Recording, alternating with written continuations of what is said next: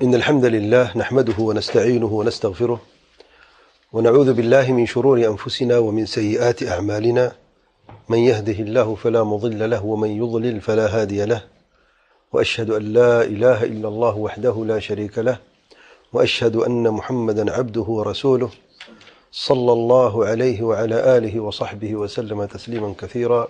أما بعد، العقيدة الواسطية لشيخ الإسلام الإمام أبو العباس أحمد بن تيمية رحمه الله، شرح فضيلة الشيخ العلامة محمد بن صالح بن عثيمین رحمہ اللہ. اور پچھلے درس میں ہم بات کر رہے تھے اللہ تعالیٰ کی صفات الکمال میں سے اللہ تعالیٰ کی دونوں آنکھوں کی صفت، جیسے کہ اللہ تعالیٰ کا شایان شان ہے. اور ہم پہنچے تھے شیخ مدحمی رحمہ اللہ کے اس جملے پر، قالت المعطلہ، معطلہ نے کہا. معطلہ کہتے اہل التعطیل کو جو اللہ تعالیٰ کے اسماء و صفات کے انکار کرنے والے ہیں، اور ان کا ایک اعتراض ہے. اور اعتراض یہ ہے، جسے پچھلے درس میں نے ذکر کیا تھا، کہ اللہ تعالیٰ کے فرمان فَإِنَّكَ بِأَعْيُنِنَا، اے میرے پیار پیغمبر صلی اللہ علیہ وسلم آپ ہماری آنکھوں میں ہیں. سلف میں سے بعض سلف نے یہ بھی تفسیر کی ہے کہ اس آیت سے مراد یہ ہے کہ اللہ تعالیٰ اپنے پیار پیغمبر صلی اللہ علیہ وسلم کو دیکھنے والا ہے. بمرء من، یعنی اس سے مراد دیکھنے کی صفت ہے، نہ کہ خود آنکھ ہے. تو اس کے جواب میں یہ بھی بتایا تھا کہ سلف نے جب یہ تفسیر کی ہے، لیکن اس سے پہلے بنیادی جو اصل تفسیر ہے، جو اصل معنی ہے آنکھ کا، اس کو ثابت کیا ہے کہ اللہ تعالیٰ کی آنکھیں بھی ہیں، دو آنکھیں جیسے کہ اللہ تعالیٰ کا شایان شان ہے، اور پھر اللہ تعالیٰ ان آنکھوں سے دیکھتا بھی ہے. تو اہل سنت جماعت نے اور سلف نے ان دونوں کو ثابت کیا ہے. معطلہ نے کیا کیا ہے؟ اس کے برعکس آنکھ کا انکار کیا ہے کہ آنکھ نہیں ہے، اللہ تعالیٰ کی آنکھیں نہیں ہیں. لیکن ان میں سے بعض معطلہ نے دیکھنے کو قبول کیا اور ثابت کیا ہے کہ اللہ دیکھتا تو ہے لیکن بغیر آنکھوں کی، آنکھیں نہیں ہیں، نہیں ثابت کرتے. اور بعض نے اس رؤیت کا بھی انکار کیا ہے کہ دیکھتا ہے بغیر دیکھنے کے، سنتا ہے بغیر سننے کے. معتزلہ نے کیا کہا ہے؟ سمیع بلا سمع، علیم بلا علم، بصیر بلا بصر، ایسے کہتے ہیں نا. یہ عجیب سے معاملے میں وہ بیچارے بھٹک گئے ہیں. الغرض اب ان کا جو آج کے درس میں جو اعتراض ہے، جو ہم نے اس کا جواب بھی دینا ہے. قالت المعطل نے کہا کہ اجلبت علینا بالخیل والرجل في انکارکم علینا بالتأویل، في انکارکم علینا التأویل وانتم فاخرجتم الآية عن ظاهرها، فالله يقول فإنك بأعيننا فخذوا بالظاهر، وإذا أخذتم بالظاهر كفرتم، وإذا لم تأخذوا بالظاهر تناقضتم. فمرة تقولون يجوز التأويل ومرة تقولون لا يجوز التأويل وتسمونه تحريفا، وهل هذا إلا تحكم بدين الله. اعتراض یہ ہے معطلہ کا. وہ یہ کہتے کہ فإنك بأعيننا، یہ جو آیت ہے اس کا ظاہر لے لو. تم لوگ بڑا زور و شور مچائے ہوا ہے اور یہ کہتے ہو کہ ظاہر ہی لینا چاہیے، تأویل جائز نہیں ہے. اگر اس آیت میں تم ظاہر کو لے لیتے ہو تو پھر اس سے کفر لازم آتا ہے، تم کافر ٹھہر جاؤ گے. اور ظاہر سے مراد ان کے نزدیک یہ ہے کہ فإنک بأعیوننا، کہ اللہ تعالیٰ کے پیار پہ اللہ تعالیٰ کی آنکھوں میں ہے، کیونکہ فی ظرفیہ کے لیے ہے. وہ کہتے ہیں، وہ ظرفیہ کا مطلب یہ ہے کہ جو اللہ تعالیٰ کی آنکھ ہے، آپ صلی اللہ علیہ وسلم اس کی آنکھ کے آپ صلی اللہ علیہ وسلم جو اللہ تعالیٰ کی آنکھ کے اندر ہیں. اگر ظاہر کو لیتے تو پھر کفر ہے یہ. اگر ظاہر کو نہیں لیتے پھر تعویل سے کام لیتے ہو، تعویل کرنی پڑے گی. اور یہاں پہ تو خود اپنے آپ کو کنٹراڈکٹ کر رہے ہو، تناقض سے کام لے رہے ہو. کبھی کہتے ہو تعویل جائز نہیں ہے، پھر جب اپنی بات آتی پھر تعویل سے کام لے کے اپنا کام کر لیتے ہو.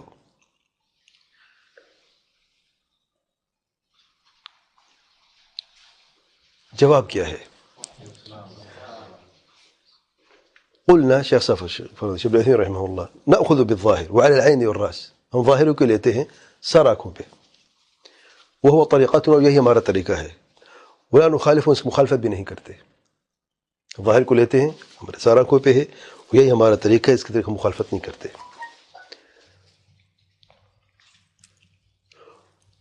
قالوا، انہوں نے کہا معطلہ نے کہ اس آیت کے ظاہر میں یہ ہے کہ اللہ تعالیٰ کے پیارے پیغمبر صلی اللہ علیہ وسلم اللہ تعالیٰ کی آنکھ میں ہیں، آنکھ کے اندر ہیں، یعنی نعوذ باللہ۔ جیسے کہ آپ کہتے ہیں زید بالبیت وزید بالمسجد، زید گھر میں ہے، زید مسجد میں، یعنی گھر کے اندر ہے، مسجد کے اندر ہے، کیونکہ حرف الباء ظرفیہ کے لیے ہے۔ بالبیت یعنی فی البیت، بالمسجد یعنی فی المسجد، بأعیننا یعنی فی اعیننا۔ کیا فرق ہے اس میں؟ کوئی فرق نہیں ہے، اس لیے ظرفیہ کے لیے ہے حرف الباء جو ہے، اور تم اگر ظاہر کو لیتے ہو تو پھر اس سے یہ لازم آتا ہے کہ اللہ تعالیٰ کے پیار پیغمبر صلی اللہ تعالیٰ کی آنکھوں کے اندر ہیں، آنکھ کے اندر ہیں۔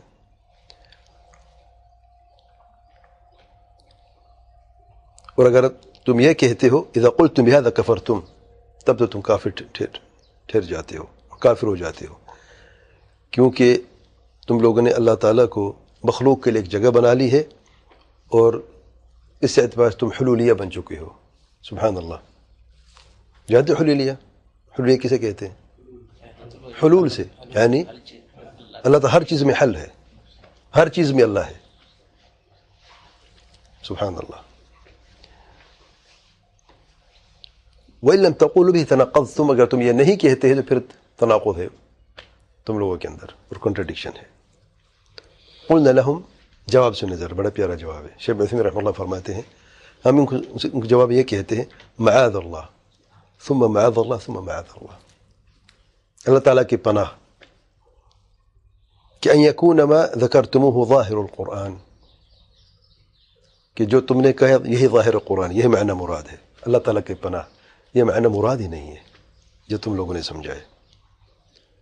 اور اگر تم لوگوں کا یہ عقیدہ ہے، اگر تم یہ عقیدہ رکھتے ہو کہ یہی ظاہر قرآن مجید کا، کفر تم، تب اسے کفر لازمات ہے، تم کافر ٹھہر جاتے ہو۔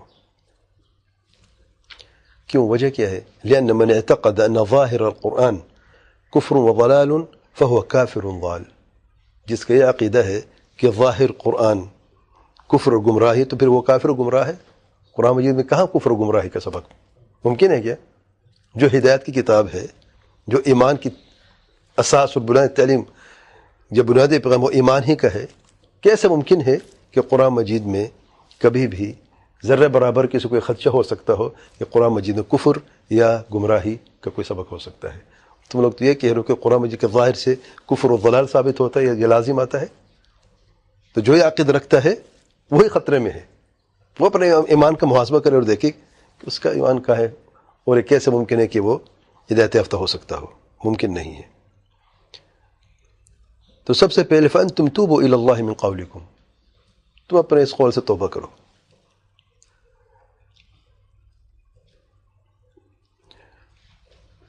اور اس قول سے توبہ کرو کہ قرآن کے ظاہر سے یہ بات جو تم نے پکڑی ہے لازم آتی ہے کہ حرف الباء جو ہے ظرفیہ کے لیے ہے، اور اس سے یہ لازم آتا ہے کہ نعوذ باللہ اللہ تعالیٰ کے پیار پیغمبر صلی اللہ تعالیٰ کی آنکھ کے اندر ہے، کیونکہ فی ظرفیہ کے لیے ہے۔ اور اہل لغت کے تمام لوگوں سے پوچھنے آپ، چاہے شاعر ہوں یا خطباء ہوں، خطبہ دینے والے ہوں، یا ان کے جو دانشور اور عالم ہیں، یعنی عربی زبان کی جو مہارت رکھتے ہیں، کیا ایسی عبارت سے کبھی کیا ان کا یہ مقصد ہو سکتا ہے کہ اگر کوئی شخص یہ کہے کہ تم میری آنکھوں میں انت بعینی، کہ اس کا مطلب یہ ہے کہ اس کی آنکھ کے اندر ہے؟ سبحان اللہ۔ کسی نے کسی کو آنکھ کے اندر بٹھا کے پلکیں بند کی ہوئی ہیں، یہ مطلب ہو سکتا ہے کبھی؟ ہم کہتے ہیں نا یار تم میرے دل میں ہو، یار فلاں میرے دل میں ہے، فلاں میری آنکھوں میں ہے، کہتے ہیں کہ نہیں کہتے؟ عربی زبان میں محاورت یہ کہتے ہیں، انت بعین انت بقلبی کہتے ہیں، لیکن مطلب کیا ہوتا ہے؟ ظرفیہ کے لیے، یہ حرف الباء ظرفیہ کے لیے ہے۔ انت بعین یعنی انت فی قلبی، یعنی تم میرے دل کے اندر ہو، دل کے پردوں کے اندر جا کے دل کی یعنی چیر کے اندر، دل کے اندر بیٹھے ہو۔ کیا کوئی عقل مند یہ سوچ سکتا ہے کبھی کہ ایسی عبارت میں یہ بات، یعنی ممکن تو دور کی بات ہے، یعنی کوئی بچہ بھی سوچ سکتا ہے کیا جس کو تھوڑے سے سمجھ ہو؟ ہاں بیٹا آپ میرے دل میں ہو، اندر بیٹھو دل کے ممکن نہیں ہے. سبحان اللہ. تو اس سے مراد کیا ہے؟ یعنی میں آپ سے محبت کرتا ہوں، آپ میرے دل میں ہو، آپ میری آنکھوں میں ہو، میں آپ کو نگہبانی کرتا ہوں، میں آپ کو دیکھتا ہوں کہ آپ کہاں آتے ہو، کہاں جاتے ہو، کیا کرتے ہو. یعنی میں آپ کا کیئر کرتا ہوں. یہی ہوتا ہے نا، یہی معنی ہوتا ہے عام لفظوں میں. اچھا. فَأَنْتُمْ تُوبُوا إِلَى اللَّهِ مِنْ قَوْلِكُمْ، سب سے پہلے تم توبہ کرو اللہ تعالیٰ سے تمہارے اس قول سے. اور تمام لغت والے ماہرین سے پوچھو کہ ان کا مقصد اس عبارت سے کیا ہے، کہ جس کے بارے میں کہا جائے تم میری آنکھوں میں، کہ اس سے لازم آتا ہے کہ وہ آنکھ کے اندر بیٹھا ہے. چاہے جس سے بھی جا کے پوچھو، زندہ سے یا مردوں سے جا کے پوچھ لو، یا اموات یا مردوں سے، کیونکہ جو کتابیں موجود ہیں ان کی کتابوں میں جا کے ثابت کر کے دکھاؤ. آپ کو کہتے ہیں مردوں سے کیسے پوچھیں؟ مردے کیا پیے چھوڑ کے جاتے ہیں؟ علم سے چھوڑ کے جاتے ہیں نا، کتابیں ہوتی ہیں نا ان کی. عربی مہارت رکھنے والے زندہ مردہ کسی سے ثابت کر کے دکھاؤ کہ ایسی عبارت سے اگر کوئی شخص کہے کہ فلان میرے آنکھوں میں ہے عربی زبان میں، اس سے مراد یہ ہے کہ با ظرفیہ میں ہے، انت بعینی حرف با ظرفیہ کے لیے ہے، اور وہ آنکھ کے اندر بیٹھا ہے. ممکن نہیں ہے. اور آپ بھی اگر عربی لغت کے اسلوب کو اور سیاق و سباق کو دیکھ لیں تو آپ بھی خوب جان لیں گے کہ یہ معنی جو تم لوگوں نے بیان کیا ہے اور ہم پر لازم کیا ہے، عربی زبان میں یہ وارد ہی نہیں، موجود ہی نہیں یہ معنی اس اعتبار سے اور اس جملے میں.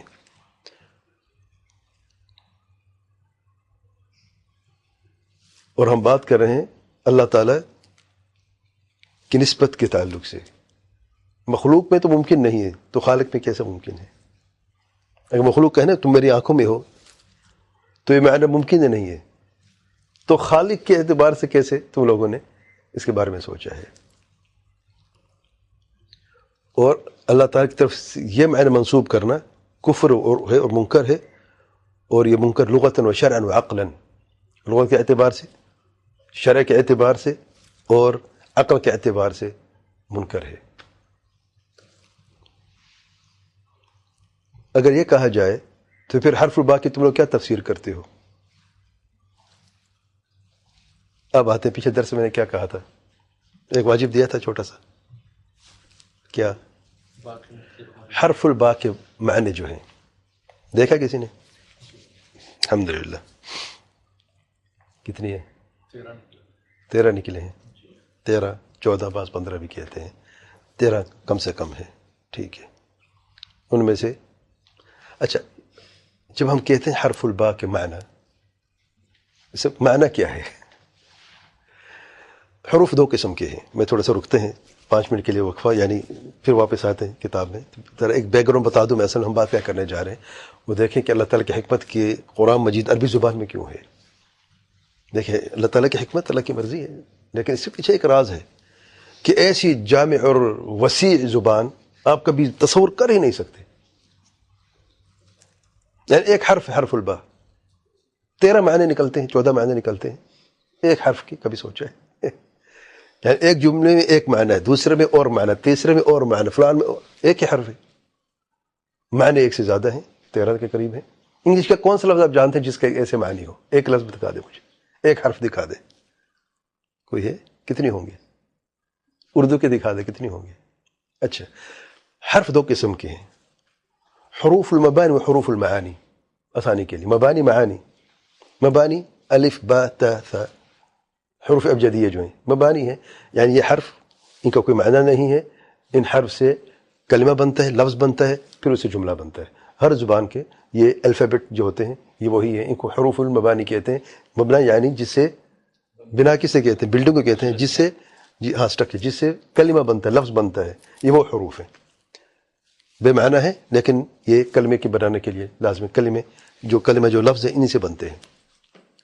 دوسرے حروف المعانی، وہ حرف جو ذو معنی ہے، جس کے اندر معنی موجود ہے، اور ان کہتے ہیں حروف الجر. حروف الجر، حروف المعانی مبانی ہے، معانی ان کے معنی ہیں. ٹھیک ہے نا؟ اب حرف الباء، حرف الف با دوسرا حرف ہے نا حروف ابجدیہ میں سے، اور حرف مبانی میں سے، لیکن اگر یہ کلمہ کے ساتھ آ جائے پھر حرف جر ہو جاتے اور حرف المعانی میں سے۔ اچھا، جو حروف المعانی ہیں یہ حروف الجر ہیں، جن میں سے اور بھی ہیں حروف الجر جو ہیں، ایک بنیادی معنی ہوتا ہے کم سے کم، اور اس بنیادی اصلی معنی جو اس کے ساتھ اور معنی بھی ہوتے ہیں، ٹھیک ہے نا؟ اب حرف الجر با جو ہے، حرف البا، اس کا جو بنیادی معنی ہے نا، اساسی اور جو اصلی معنی ہے، وہ ہے کہتے ہیں الالصاق والمصاحبہ۔ الالصاق، الصاق کسے کہتے ہیں؟ سٹک ہونا، چپکنا۔ مصاحبہ بمعنی مع، ساتھ، مصاحبہ، ٹھیک۔ باقی جو حروف ہیں من، الى، عن، على اور حرف البا، فرق نظر آتا ہے آپ کو دیکھنے میں؟ سلمت على محمد، سلمت على محمد، محمد کو السلام، سلمت على محمد، ہاں کیا کیا ہے؟ ایک تو با صرف ایک لیٹر ہے اور اس میں 2 لیٹرز ہیں، ٹھیک ہے، اور دوسرا یہ جوائنٹ رائٹ ہوتا ہے وہ دوسرا وہ الگ، وہ سپریٹ ہوتے ہیں۔ یہ چپکا ہوتا ہے کہ نہیں لفظ کے ساتھ، حرف البا؟ تو بنیادی معنی یہی ہے اس کا، سبحان اللہ۔ لکھنے میں بھی آپ چپکا ہوا ہے، لفظ کے ساتھ الگ نہیں ہے، ٹھیک ہے نا؟ باللہ، اقسم باللہ، حرف البا قسم کے لیے ہے۔ اگر اقسم کا لفظ نہ ہو، باللہ کہیں تب بھی قسم کے لیے۔ اچھا، بسم اللہ قسم ہے، اللہ کے نام کی قسم ہے، معنی یہ ہے، یا استعانہ کے لیے ہے، اللہ کی مدد سے۔ ہم کیا کہ ترجمہ کیا ہے بسم اللہ کا؟ شروع کرتا ہوں اللہ تعالیٰ کے نام سے، یعنی اللہ کے نام سے مدد طلب کرتا ہوں کہ نہیں؟ تو قسم کے لیے بھی ہے، اور دوسرا معنی ابھی بتایا مدد طلب کرنے کے لیے بھی ہے۔ حرف ایک ہی استعمال ہوا کہ نہیں؟ اچھا، الصاق کے لیے جو اصل معنی ہے چپکنا جو ہے وہ ہے۔ اچھا، اس کے ساتھ المصاحبہ، ساتھ، یہ بھی معنی ہے، یعنی بمعنی مع، ٹھیک ہے۔ اچھا، بمعنی الی بھی آتا ہے، الی کے حرف کی جگہ با استعمال ہوتا ہے۔ اعلیٰ کے معنی سے بھی آتا ہے، اعلیٰ، ٹھیک ہے نا؟ من کے معنی سے بھی آتا ہے۔ کتنی ہو گئے؟ اصل معنی جو ہے الصاق، دوسرا مصاحبہ، تیسرا قسم، چوتھا استعانہ، مدد طلب کرنا، پانچواں الی، چھٹا اعلی، نواں ابھی بتایا جو یہ اصل معنی ہے، فی ظرفیہ کے لیے، فی کے لیے بھی آتا ہے، ٹھیک ہے نا؟ 9 نمبر پہ من سے، یعنی یہ بھی آتا ہے، اور پھر 10واں اعلی، استعلاء، اعلی کے معنی بھی آتا ہے۔ 10ویں نمبر پہ 11 نمبر، اور کون سا ہے؟ المعاوضہ، ایکسچینج۔ میں نے یہ بوتل ریال کی دی ہے، بریال، با حرف جر ہے، بریال کہتے ہیں نا، میں نے فلاں بریال اشتریت کم بریال، عام زبان میں بھی کہتے ہیں۔ یہ کیا ہے؟ معاوضہ۔ اچھا، العین بالعین، بدلہ، بدلے کے لیے، آنکھ سے آنکھ۔ کتنی ہو گئے؟ 13 ہو گئے آلموسٹ۔ حرف ایک ہے، معنی کتنی ہیں؟ مختلف ہے۔ اب ہم بات کر رہے ہیں، واپس آتے ہیں، بات کر رہے ہیں کہ بِأَعْيُنِنَا، حرف الباء کہتے ہیں ظرفیہ کے لیے۔ تو ظرفیہ کے لیے اگر نہیں ہے، اگر یہ ہم سے پوچھیں جو اہل تعطیل ہے، اگر ظرفیہ کے لیے پھر اس کا معنی کیا ہے؟ شیخ صاحب فرماتے ہیں قلنا نفسر بالمصاحبہ، یعنی جب ہم یہ کہتے ہیں انت بعینی، یعنی جب آپ یہ کہتے ہیں کہ آپ میری آنکھ میں ہیں، جس سے مراد یہ ہے کہ میری آنکھ جو ہے تمہیں دیکھتی ہے، تمہاری حفاظت کرتی ہے، ہمیشہ میری آنکھوں کے سامنے رہتے ہو۔ اور اللہ تعالیٰ اپنے پیارے پیغمبر صلی اللہ علیہ وسلم سے یہ فرما رہے ہیں اصبر لحکم ربک فإنک محوط بعنایتنا وبرؤیتنا لک بالعین حتی لا ینالک احد بسوء، یعنی حفاظت کے لیے جب اللہ تعالیٰ اپنے پیارے پیغمبر صلی اللہ علیہ وسلم سے یہ فرماتے ہیں اصبر لحکم ربک، رب کے حکم پر صبر کریں، یقیناً آپ ہمارے حفظ و امان میں ہیں، آپ کی حفاظت کریں گے، آپ کی خاص عنایت ہوگی اور کوئی بھی آپ کو کوئی تکلیف نہیں پہنچا سکے گا۔ اور یہاں پر بعض ظرفیہ کے لیے ممکن نہیں ہے، کیونکہ اس سے لازم آتا ہے اگر اس ظرفیہ کا معنی دے دیا جائے کہ اللہ تعالیٰ کے پیار پیغمبر صلی اللہ تعالیٰ کی آنکھ کے اندر ہے، یہ محال ہے۔ اور دوسری بات یہ ہے کہ جب یہ خطاب ہے فَإِنَّكَ بِأَعْيُنِنَا، جب اللہ نے یہ فرمایا فَإِنَّكَ بِأَعْيُنِنَا تو آپ صلی اللہ علیہ وسلم کہاں تھے؟ زمین پر تھے، ٹھیک ہے نا؟ اور اگر آپ یہ کہتے ہیں کہ اس سے مراد ظرف ہے، یعنی آپ صلی اللہ علیہ وسلم جو ہیں وہ اللہ تعالیٰ کی آنکھ کے اندر ہیں، تو اس کا مطلب قرآن کی دلالت جھوٹ ہے کہ نہیں، کذب ہے کہ نہیں؟ اس سے قرآن کی تکذیب بھی آتی ہے کہ نہیں آتی؟ اس معنی سے تکذیب بھی آتی ہے۔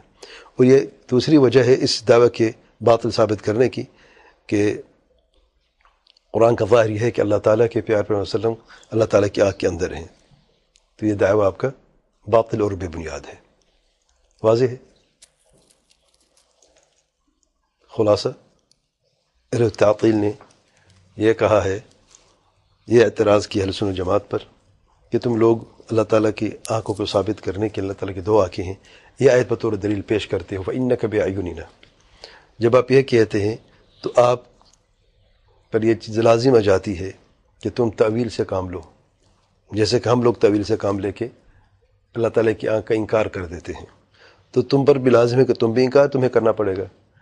اگر انکار نہیں کرتا ظاہر کو لے لو، ظاہر کو تو پھر کفر لازم آتا ہے۔ اگر کفر سے بچتے ہو تعویل کرنی پڑتی ہے، تعویل سے بچے پھر کفر لازم آتا ہے۔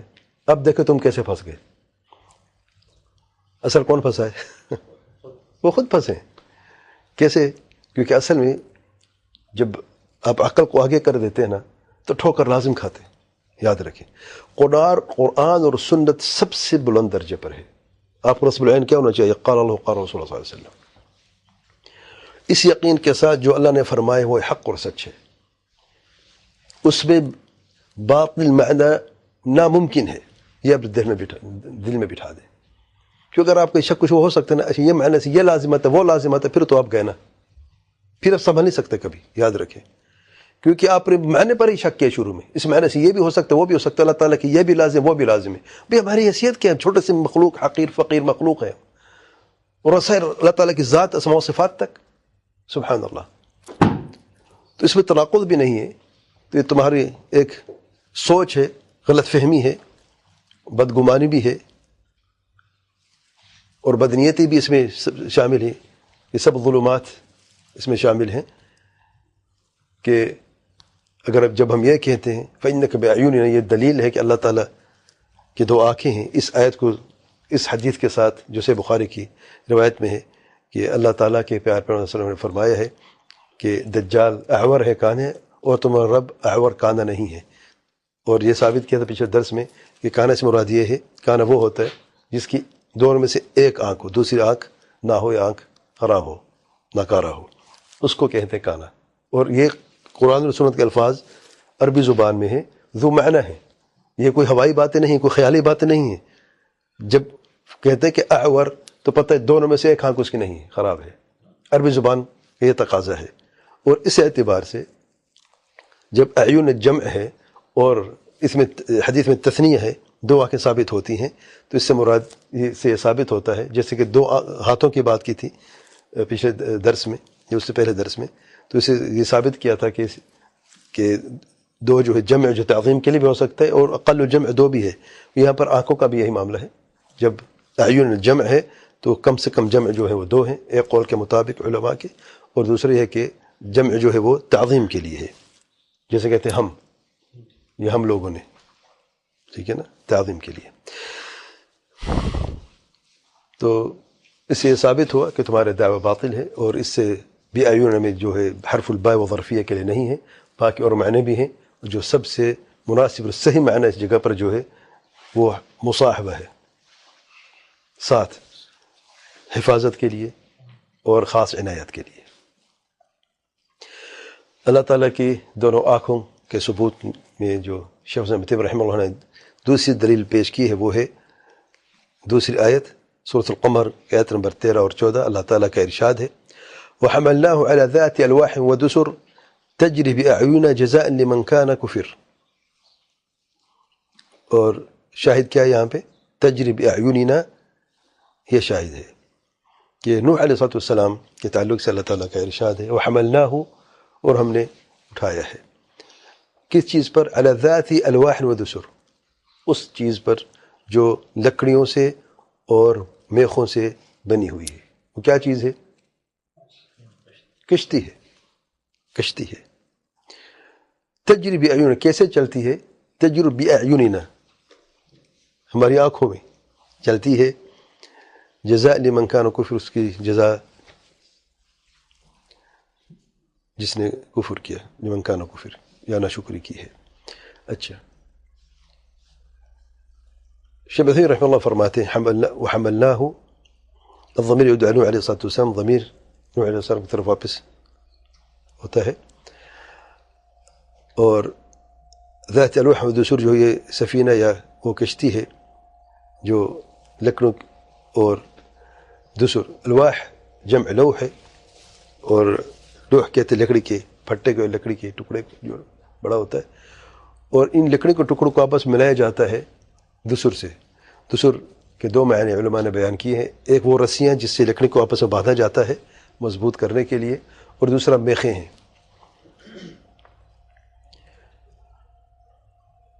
اور نوح علیہ السلام جب یہ کشتی بنا رہے تھے تو جو قوم والے کافر تھے مذاق اڑایا کرتے تھے.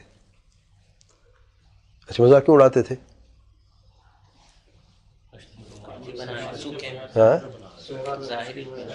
اب صحرا میں یا کوئی خشکی میں جہاں پر پانی دور سے نظر نہ آتا ہو، کوئی سمندر نہیں ہے، کوئی دریا نہیں ہے، کشتی بنائی جا رہی، اتنی بڑی کشتی بنائی جا رہی ہے، تو آزمائش تھی کہ نہیں؟ اچھا، بڑی آزمائش ہے. دیکھیں، اللہ کے پیارے نبی ہیں، اہل ایمان نے تو یقین کر لیا، آمنا وصدقنا، یہ اہل ایمان کا ہمیشہ طریقہ رہا ہے. اہل کفر نے کیا کیا؟ الٹا مذاق اڑے. دیکھیں کیا کرتے ہیں. اب اس کے رب نے اس کو حکم دیا ہے، نعوذ باللہ، وہ کہتے ہیں کہ اب کشتی بناؤ. کشتی کو یہاں پہ چلانے، صحرا میں چلانے، خشکی پہ کشتی چلتی ہے کیا؟ اور مزید گھمنڈ میں آ گئے، مزید ضد میں آ گئے. پھر وہی جو تہمتیں لگاتے ہیں کہ مجنون ہے یا کاہن ہے. جب اہل ایمان دل میں اتر آتا ہے اور گھر سے الگ ہو جائے، گھر سے نکال دیا جاتا ہے، کہتے دیکھیں اس نے جادو کیا ہے اور اس کا اثر اس کے ہو گیا، اس نے بہکا دیا، نعوذ باللہ. اگر کوئی غیب کی خبر دیں وحی کے ذریعے سے، کہتے یہ کاہن ہے، کہانت کرتا ہے.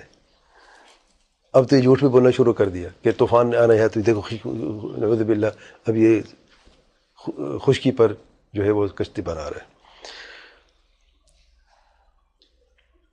اللہ تعالیٰ نے یہ فرمایا ہے دوسری آیت میں وَاصْنَعِ الْفُلْكَ بِأَعْيُنِنَا، وَاصْنَعِ الْفُلْكَ بِأَعْيُنِنَا، سورۃ ہود آیت نمبر 37 میں. یعنی اللہ تعالیٰ کی خاص نگہبانی ہے، خاص حفاظت ہے کہ خاص تعلیمات دی گئیں نوح علیہ السلام کو کشتی بنانے کی ایسی ہے، اور اللہ تعالیٰ کی زیر نگرانی میں یہ کشتی بنی ہے.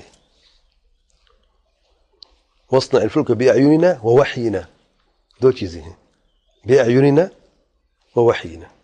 اچھا، پھر شیخ صاحب فرماتے ہیں عثیمین رحمہ اللہ تعالیٰ نے اس کشتی کے جو وصف ہے وہ دو لفظوں میں فرمایا، ذات الواح ودسر.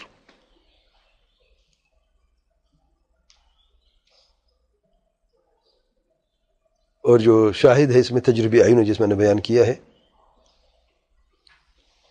اور اعین سے مراد دو آنکھیں ہیں جیسے پہلے گزر چکا ہے.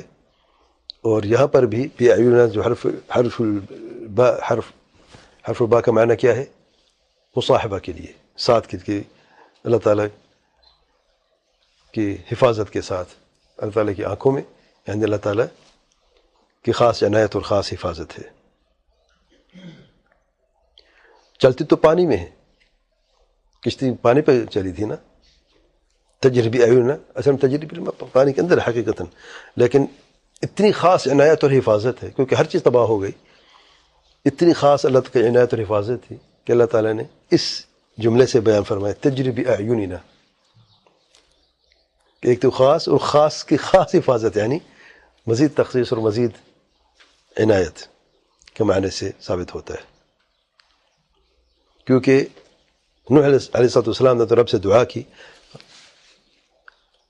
انی مغلوب ہوں فانتصر، اے میرے رب میں مغلوب ہوں میری مدد فرما. سورۃ القمر آیت نمبر 10 میں اللہ نے جواب میں کیا فرمایا؟ ففتحنا ابواب السماء بماء منہمر وفجرنا الارض عیونا. سبحان اللہ.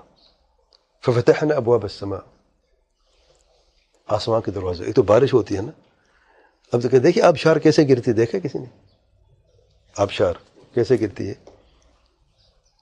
کتنی قوت اور شدت کے ساتھ. یعنی اگر منظر دیکھیں نا زمین لگتا ہے تو خوبصورت ہے، قریب سے آپ دہل جائیں گے، ڈر جائیں گے، اتنی شدت سے پانی گرتا ہے. دور سے دیکھنے میں بڑا خوبصورت نظر آتا ہے.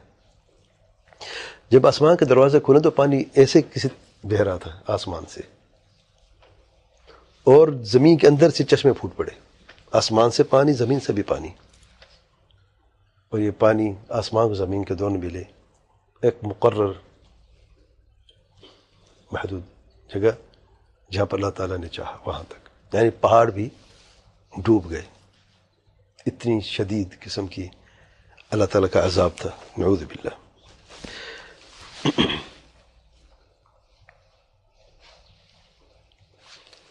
اس لیے خاص عنایت کی ضرورت ہے کہ نہیں ایسے وقت میں جب پانی عذاب بن کے آیا ہو، اور تمام اس جگہ کے جو لوگ تھے جہاں کے درند پر وہ بھی نہ بچے، پہاڑ بھی ڈوب گئے، تو خاص عنایت کی ضرورت ہے. اس لیے جملہ بھی خاص ہے، تجری بأعیننا، مناسب ہے کہ نہیں؟ سبحان اللہ. پھر شاہ صاحب فرماتے ہیں، شیخ مدنی رحمہ اللہ، اگر کوئی شخص یہ کہے کہ اللہ تعالیٰ یہ کیوں نہیں فرمایا وَحَمَلْنَاهُ عَلَى السَّفِينَةِ، کشتی کا لفظ کیوں نہیں ہے، الوحد ودسر کیوں فرمایا ہے؟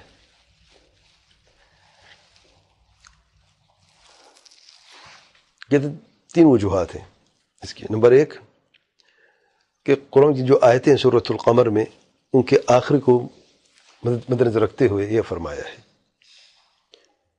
کہ آخر حرف الراء آ رہا ہے.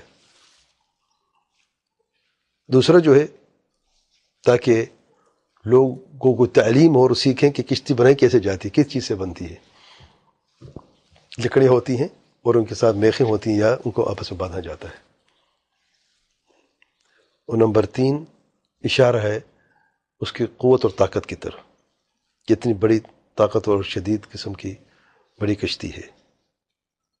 اور الواح و دسر نکرہ ہے، نکرہ تعظیم کے لیے بیان کیا جاتا ہے.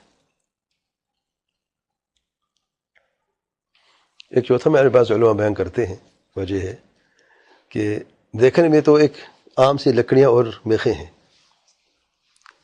اگر اللہ تعالیٰ کی خاص عنایت حفاظت نہ ہوتی کیا بچنا ممکن تھا؟ سادہ سی لکڑی اور میخیں ہیں، اور ہر کشتی بنتی ہے ایسے تقریباً. کیا خیال ہے؟ عام سمپل جی کشتی جو ہوتی ہے ایسے بنتی ہے نا.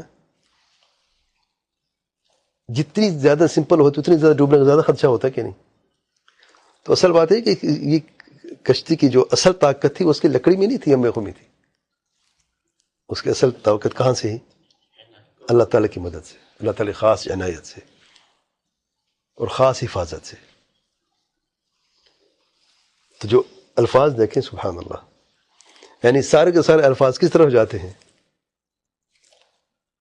خاص عنایت، خاص حفاظت، یہی معنی ہوتا ہے نا. سبحان اللہ.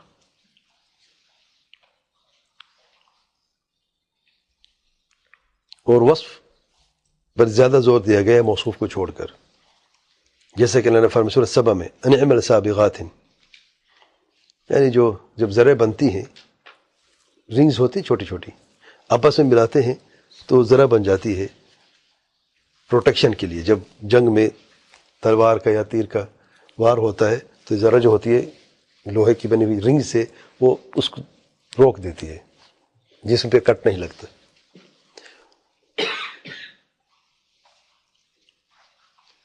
تو اللہ تعالیٰ نے یہ فرمایا، یہ نہیں فرمایا کہ ڈھال بنائے، ہے نا، یہ بھی ہو سکتا تھا، لیکن فرمایا ان اعمل سابغات، داؤد علیہ السلام کو حکم ان اعمل سابغات، یعنی مکمل ہو. آپ رنگز جب چھوٹے چھوٹے آپس میں ملاتے ہیں بالکل ساتھ ملی ہو، گیپ نہ ہو. ایک تو اس سے دو فائدے ہوتے ہیں. کیا فائدہ ملتا ہے؟ اگر یہ فرمایا ہوتا کہ ڈھال بنا دیں، یہ زیادہ بہتر ہے. یہ زیادہ بہتر ہے کہ جو رنگز ہیں چھوٹی چھوٹی جو ہیں علم السابغات مکمل طریقے سے کہیں کوئی گیپ بھی نہ ہو. زیادہ معنی کس جملے میں؟ پہلے دوسرے میں. دوسرے میں کیا زیادہ معنی ہے؟ پہلی بات یہ ہے کہ بنتا کیسے ہے، پتہ نہیں، دور سے دیکھے تو پتہ نہیں کیا بنی ہوئی چیز ہے. اگر غور سے قریب سے دیکھیں تو رنگز ہیں چھوٹی چھوٹی، اور ان کو ملایا گیا ہے، اور ایسے ملایا گیا ہے کہ بالکل جوڑ جوڑ کے کوئی گیپ بیچ میں نہیں ہے، کوئی خلا نہیں ہے. سابغات تاکہ زیادہ مضبوط ہو اور پروٹیکشن کے لیے بھی فائدہ مند ہو.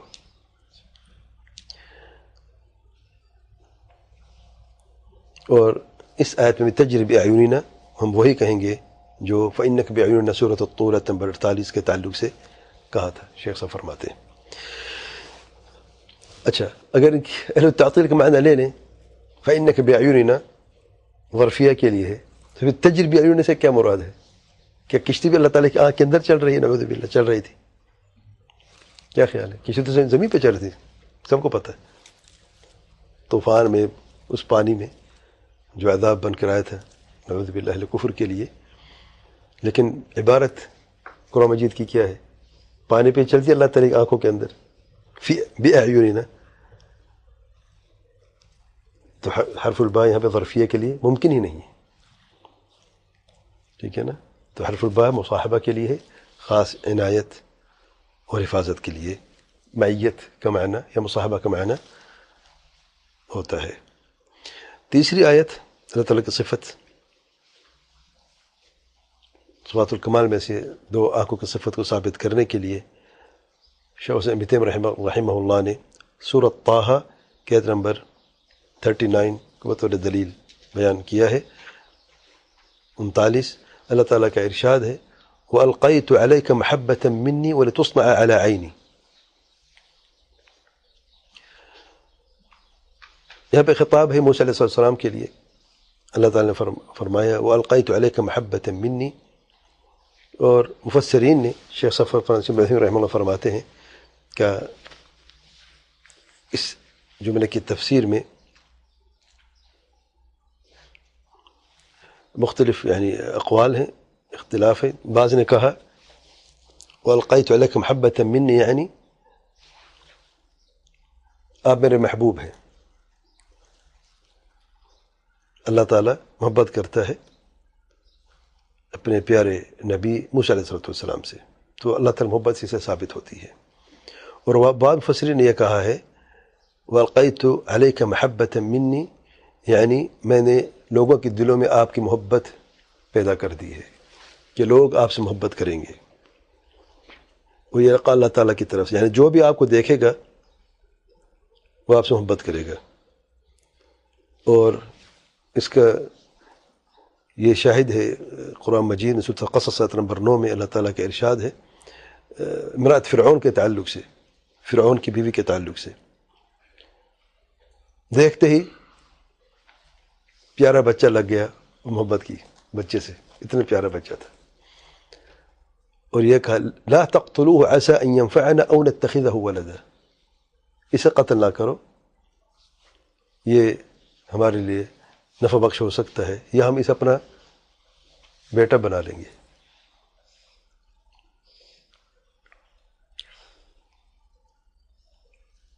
دیکھتے ہی محبت ہو گئی. اچھا، امرأت فرعون، یہ چیز بیچ میں یاد آ گئی. قرآن مجید میں بیوی جو ہے، بیوی، اس کو 3 الفاظوں سے بیان کیا ہے. ایک ہے امرأہ، دوسرا ہے زوجہ، تیسرا ہے صاحبہ. ایسا ہے کہ نہیں؟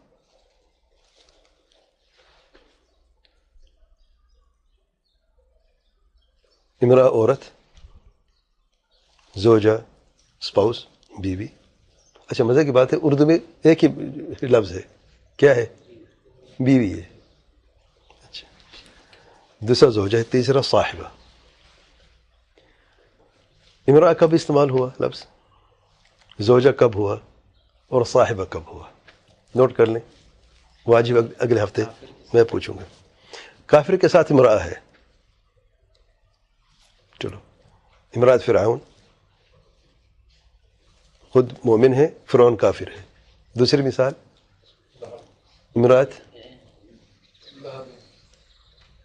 حمالة الحطب ابو لہب کی. ٹھیک ہے دونوں کافر تھے. یہاں پہ دونوں کافر ہیں اس لیے. اچھا امرأة لوط نوح امرأة لوط قرآن مجید میں امرأة کا لفظ ہے. خاوند مومن ہے نبی ہے اور بیوی کافر ہے. ٹھیک ہے. اور یہ تو بتا رہے کہاں پر بیان ہوا ہے. میں واجب یہ ہے کہ کیا وجہ ہے کہ یہ الفاظ ایسے کیوں بیان ہوئے ہیں.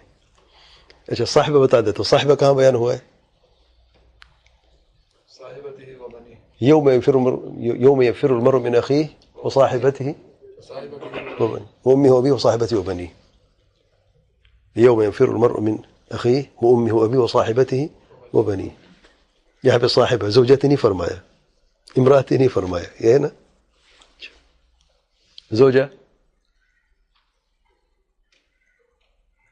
کہاں پہ اکثر قرآن مجید میں ربنا هب لنا من ازواجنا وذرياتنا قرة اعين. یہاں پر زوجہ ہے. وخلق منها زوجها. یہاں پہ زوجہ ہے. یہاں پر صاحبہ نہیں ہے, امرأہ نہیں ہے. ٹھیک ہے. تو قرآن مجید میں یہ تین طریقے کے الفاظ موجود ہیں. ترجمہ اردو میں ایک ہے بیوی ہے, انگلش میں وائف ہے. اسپاؤس بھی کہتے ہیں. اسپاؤس بھی چلو اسپاؤس بھی کہتے ہیں. ٹھیک ہے صرف اس کے لیے خاص نہیں ہے. اس کے لیے خاص نہیں ہے. اچھا واجب کیا ہے کہ فرق کیا ہے, کب یہ بیان ہوا ہے یہ لفظ, کب یہ بیان ہوا ہے. اچھا حرف الباب ایک چیز رہ گئی, یہ واجب بھی لے لیں آپ. حرف الباب میں ہم جب دیکھتے ہیں قرآن مجید میں وبالوالدین احسانا, کہیں پر ایک جگہ پر بھی الی الوالدین نہیں ہے احسانا. کہیں پہ الی الوالدین احسانا. ہاں حرف الباء ہمیشہ بالوالدین احسانا.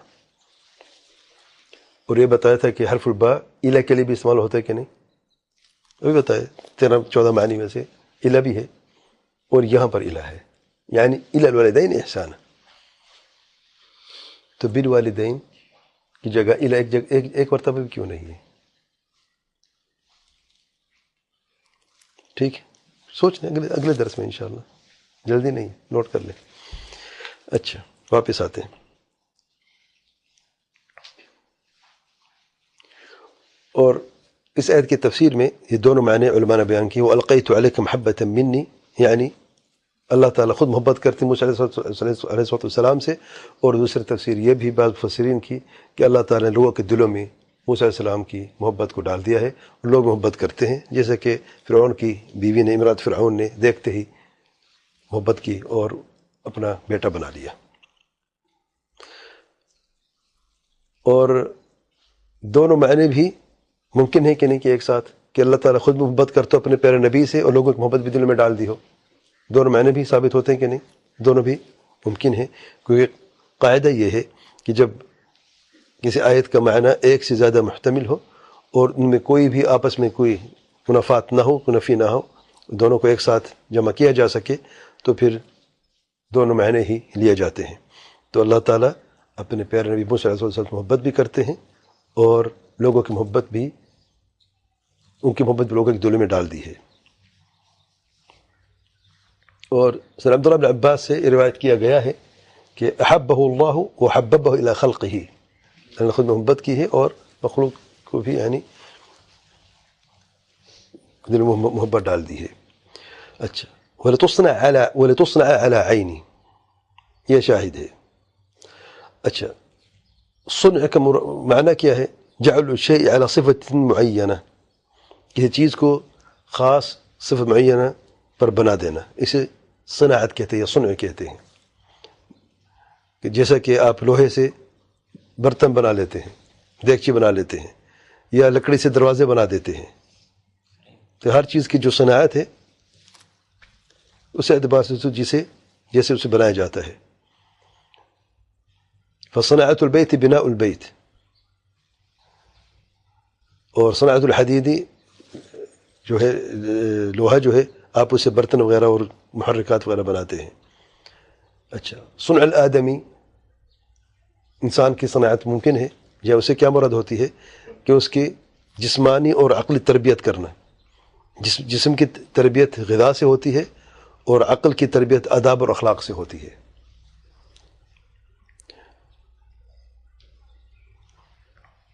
اور موسیٰ علیہ السلام کے تعلق جو اللہ نے فرمایا ہے وَلِتُصْنَعَ عَلَىٰ عَيْنِ، صناعت کا لفظ ہے اور پھر عَلَىٰ عَيْنِ کا لفظ ہے کہ خاص عنایت ہے اللہ تعالیٰ کی اپنے پیارے نبی موسیٰ علیہ السلام پر، کہ جب آل فرعون نے لے لیا اللہ تعالیٰ نے خاص حفاظت کی ہے اور قتل کرنے سے بھی روکا ہے، جبکہ بنی اسرائیل کے سارے بیٹوں کو قتل کر دیتے تھے. جو بھی نومولود بیٹا ہوتا نرینہ اولاد کو قتل کر دیتے تھے. تو اللہ تعالیٰ کا یہ حکم تھا، یہ فیصلہ تھا کہ جس کی وجہ سے بچوں کو قتل کیا جا رہا، بیٹوں کو قتل کیا جا رہا ہے بنی اسرائیل کے، اب وہی بچہ، وہی بیٹا جو ہے وہ فرعون کے گھر میں جا کے پلے گئے. چیلنج دیکھا ہے آپ نے؟ یعنی اصل قصہ کہانی کیا ہے؟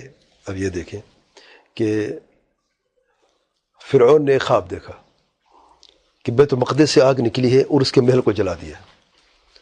اور ہمیشہ بادشاہوں کے اس زمانے میں کاہن جادوگر ہمیشہ ساتھ رہتے تھے، اور انہی کی بنیاد پر وہ کہانت کر کر کے اپنے کہاں جنگ کرنا ہے نہیں کرنی ہے، کاہن سے جادوگر سے پتہ کر کے پھر آگے بڑھتے تھے، رک جاتے تھے. یہ ان کا طریقہ کام تھا. تو کاہن سے پوچھا تو اس نے اس کی تعبیر یہ بتائی کہ بنی اسرائیل میں سے ایک ایسا جوان نکلے گا جس کی ہاتھوں آپ کی ہلاکت ہوگی اور آپ کا ملک بھی ختم ہو جائے گا. اب ہونا کیا چاہیے تھا کہ توبہ کر لیتا. دیکھو بعض اوقات خواب میں ہنٹ ہوتے ہیں، اور خوابوں کی تعبیر میں کئی لوگوں کی زندگیاں بدلی ہیں، سیدھے ہوئے ہیں، بڑے مصیبتوں سے بچ گئے ہیں. سبحان اللہ. تو اس مصیبت سے بڑھ سکتا تھا، اب ملک بھی بڑھ سکتا تھا. اس کا کرنا کیا تھا؟ بنی اسرائیل پر جو عذاب ظلم و ستم تھا اس سے رک جاتا اور ان کو آزاد کر دیتا تھا، بات ہی ختم تھی.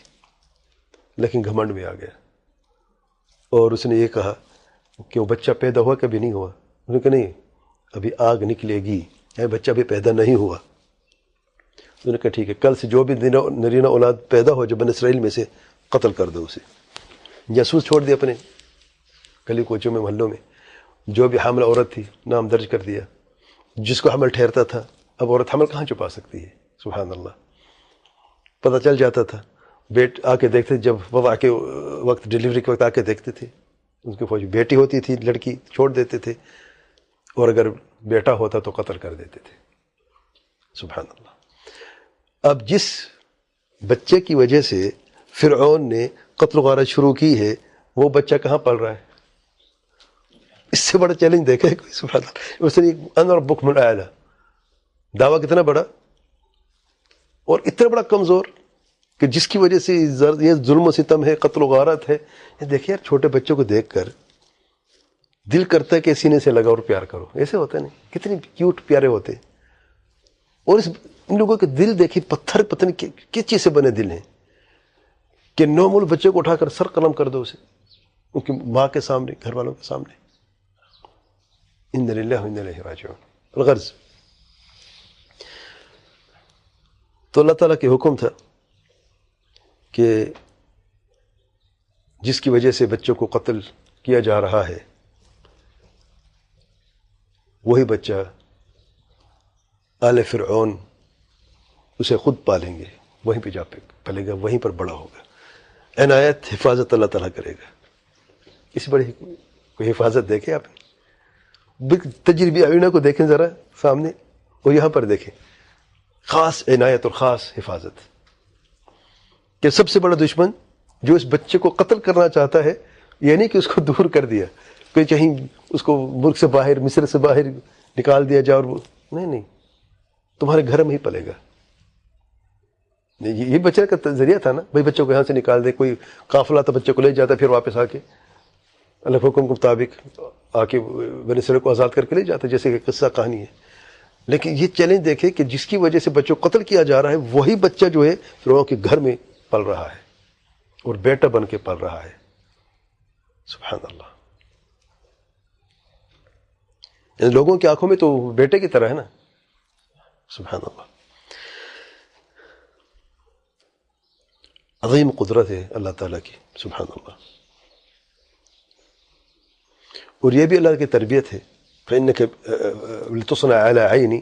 صنعت دیکھیں، انسان کی صنعت کیسے ہوتی ہے؟ جسم کی اور روح کی، اخلاق کی، آداب کی، سب خاص تربیت ہے، خاص عنایت ہے. پھر دیکھیں، اب بچے تو گھر میں آ گئے، بچے نے دودھ پینا ہے. دودھ کہاں سے پیے گا؟ اللہ تعالیٰ نے فرمایا وَحَرَّمْنَا عَلَيْهِ الْمَرَاضِعَ من قبل. اس سے پہلے کہ بچہ فرعون گھر میں پہنچے، حرمنا علیہ، بچے پر دودھ پینا حرام کر دیا ہے کہ کسی اور عورت کا دودھ بچہ پیے گا نہیں، کیونکہ اللہ تعالیٰ کا وعدہ تھا ان رادوہ الیک، واپس لیں گے. دیکھیں ماں، ایک ماں یعنی کتنی مشکل، کتنی وقت ہوتا ہے ماں کے لیے جب اس کا بچہ اسے بچھڑ کے جاتا ہے. اس سے مشکل وقت کیا ہوتا ہے جب اپنے ہاتھوں سے بچے کو ایک ٹوکری میں ڈال کے اور دریا میں بہتے ہوئے پانی میں آپ بچے کو ڈال دیں. سبحان اللہ. اللہ تعالیٰ کی آزمائش تھی اور اللہ تعالیٰ نے دل کو باندھا ہے، ہمت دی ہے کہ اس بچے کو اس پانی میں ڈال دو. ان رادوہ الیک وجعلہ من المرسلین. دو خوشخبری ہیں، ایک تو واپس ہم لے کے آئیں گے تمہارے پاس، رادوہ یعنی نحن الیک، اور رسول بن کے واپس بچہ آئے گا. سبحان اللہ. اور رسول بھی بنائیں گے اسے. اچھا، حرمنا علیہ المراضع، دودھ حرام ہو گیا کیا؟ حرام کا لفظ حرام ہی ہوتا ہے نا. کیا بچے پر بھی حرام حلال ہوتا ہے؟ بچہ تو غیر مکلف ہے نا، تو پھر حرام کیسے ہوگا دودھ پینا؟ منع کر دیا. ہاں، خاص ان کے لیے حرام. منع کر نہیں، اس کا معنی یہ بھی ہے روکنے کے. روکنے کے لیے کچھ وقت کے لیے. تو پھر حرمنا کا لفظ کیوں ہے؟ روکنے کا لفظ تو کوئی بھی ہوتا ہے. منع ہے نا، منع تھا. منع میں حرام میں فرق ہے. منع میں کرنے کا ہوتا بھی کچھ نہیں کہ بندہ کر بھی سکتا ہے. جب کوئی منع کسی کو کہتا ہے منع ہے اور حرام ہے.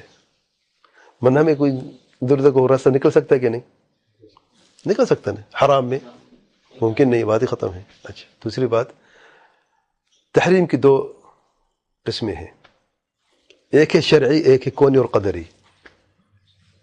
جو شرعی ہے وہ مکلف کے لیے ہے، حرام اور حلال. حرام ہے یعنی شرعاً اس پر حرام ہے، اور دوسرا جو ہے مقدر میں حرام ہے، کونی قدری جو ہے کوناً حرام ہے، یعنی بچہ دودھ پی ہی نہیں سکتا. بات ہی ختم ہے. کس کا دودھ پیے گا؟ بچہ زندہ کیسے رہے گا؟ دودھ تو پینا ہے، اپنی ماں کا ہی پیے گا. یعنی زیادہ وقت نہیں گزرا کہ بیٹا شام سے پہلے ماں کے گھر میں تھا. اچھا، وہ کیسے پھر؟ جیسے کہ سورۃ القصص میں آیا ہے کہ ماں نے بیٹی سے کہا کہ دیکھو یہ ٹوکری جو جاتی کہاں پہ ہے؟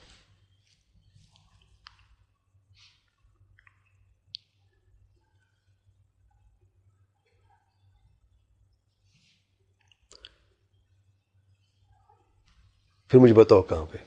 پتہ ہے فرعون کے گھر ہے. وہ تو اور پریشان ہو گئی. دیکھیں سبحان اللہ. اچھا، بچہ رو رہا ہے.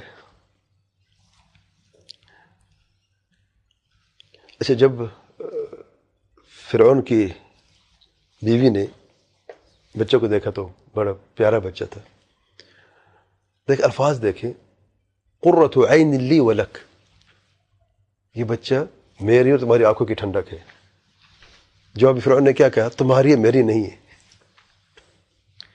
علماء کہیں کہ کہہ دیتا میری آنکھوں کی ٹھنڈک ہے، کفر کبھی نہ مرتا. اگر کہہ دیتا کہ میری بھی آنکھوں کی ٹھنڈک ہے تو اللہ تو آنکھ ٹھنڈک بنا ہی دیتا اس کے لیے. لیکن گھمنڈ دیکھیں، سبحان اللہ، تمہارا ہے، میرا نہیں ہے. اچھا،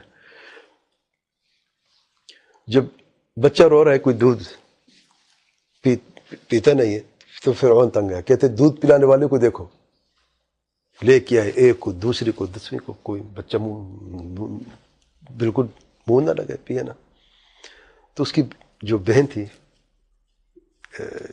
موسیٰ علیہ السلام کی، اسے دیکھا کہ پریشان ہو، کہتے میں تمہیں بتاتا ہوں ایسا گھر ہے جو بچہ دودھ اس گھر سے جا کے پی سکتا ہے.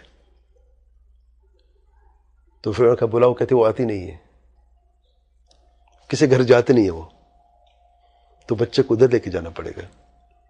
دیکھیں عزت، دیکھیں شرف، دیکھیں سبحان اللہ. فرعون تنگا، کہتا اچھا اس کو لے کے جاؤ. جو ہی بچہ اپنی ماں نے سینے سے لگایا، بچے نے دودھ پینا شروع کر دیا. سبحان اللہ. بچہ دودھ اپنی ماں کا پیتا تھا، اور دن میں کتنے مطلب بچے جو ہے اس کو بھوک لگتی ہے بار بار، تو زیادہ تر وقت ماں کے ساتھ. شام کو جو ہے وہ واپس آ جاتا. ایسے ایسے بچہ بڑھتا گیا اور اکثر وقت ماں کے ساتھ گزارا اسے. لیکن زندگی کیسی تھی؟ شہنشاہوں والی نا، بادشاہوں والی زندگی. سبحان اللہ.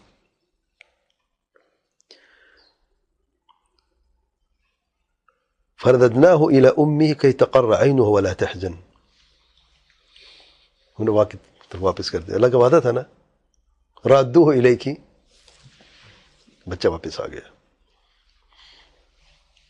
دیکھیں اللہ تعالیٰ نے جو الفاظ ہیں، سورۃ القصص کہتے ہیں نمبر 7 میں، فَإِذَا خِفْتِ عَلَيْهِ فَأَلْقِيهِ فِي الْيَمِّ، جب آپ کو ڈر ہو اس بچے نے موسیٰ علیہ السلام پر، فَأَلْقِيهِ فِي الْيَمِّ وَلَا تَخَافِي وَلَا تَحْزَنِي، اس میں کوئی خوف یا کوئی پریشان نہیں ہونی چاہیے، نہ ڈرنا نہ پریشان ہونا. کیوں؟ إِنَّ رَادُوهُ إِلَيْكِ، یقیناً ہم واپس لوٹا دیں گے تمہیں، وَجَاعِلُوهُ مِنَ الْمُرْسَلِينَ، اور رسول بنائیں گے.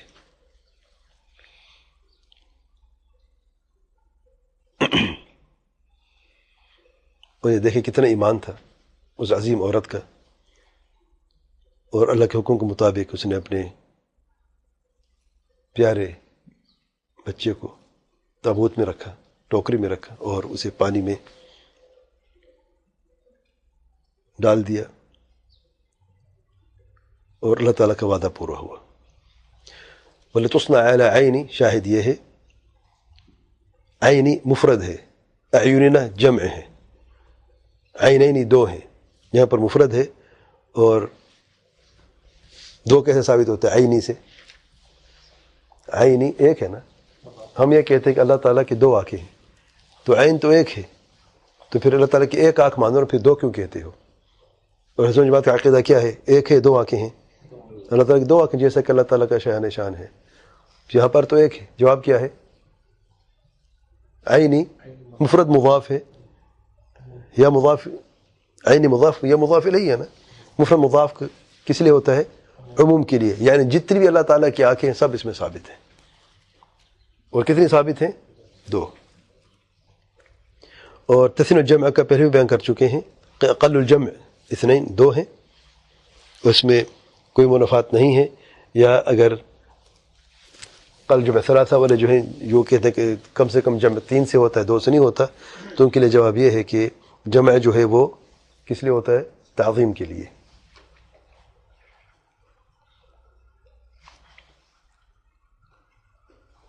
اور اہل تعطیل نے، اہل تحریف نے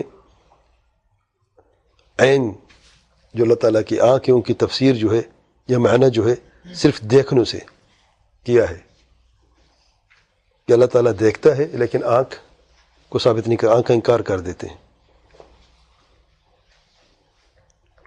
کیونکہ آنکھ جسم کا حصہ ہے.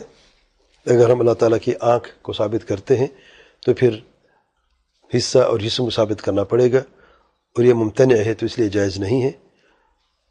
اور آنکھ کا لفظ اس لیے بیان کیا ہے تاکید کے لیے، دیکھنے کی تاکید کے لیے بیان کیا ہے. جیسے کہ یعنی ہم دیکھتے ہیں اور آنکھیں بھی ہیں، لیکن معنی یہ نہیں ہے آنکھ نہیں ہے لیکن دیکھنا اللہ تعالیٰ کا ثابت ہے. میں پہلے بھی بیان کر چکا ہوں، یہ جو لوگ کہتے ہیں نا کہ اللہ تعالیٰ کے دیکھنے کو ثابت کر اہل تعطیل، تو حقیقت یہ ثابت نہیں ہے، کیونکہ وہ عقل کو آگے کر کے ثابت کرتے ہیں. رسول جماعت قرآن کو آگے کر کے ثابت کرتے ہیں، تو دونوں میں زمین آسمان کا فرق ہے. اس سے پھر ان کو یہ کہنا پڑا کہ اللہ تعالیٰ سنتا بغیر سننے کے، دیکھتے بغیر دیکھنے کے. صرف آنکھ کی نفی نہیں کی بلکہ اکثر دیکھنے کی بھی نفی کی ہے. سبحان اللہ، اصل سننے کی بھی نفی کی ہے. اب یہ معمہ وہ خود ہی حل کریں، کیسے ممکن ہے کہ دیکھتے بغیر دیکھنے کے، سنتے بغیر سننے کے، عالم بغیر علم کے. عربی زبان میں اور ہر زبان میں آپ دیکھیں، سنتا وہ ہے جو سن سکتا ہے نا، دیکھتے ہو جو دیکھ سکتا ہے، عالم ہو جو صاحب علم ہے. ایسا ہوتا ہے نا. یہ کیسا ہے کہ عالم بھی لیکن بغیر علم کے؟ تو یہ معمہ ان لوگوں نے خود بیان کیا اور خود اس میں پھنس گئے ہیں. الغرض تو اس کے جواب ہم یہ کہتے ہیں، شیخ صاحب فرماتے ہیں تمہاری یہ بات غلط ہے.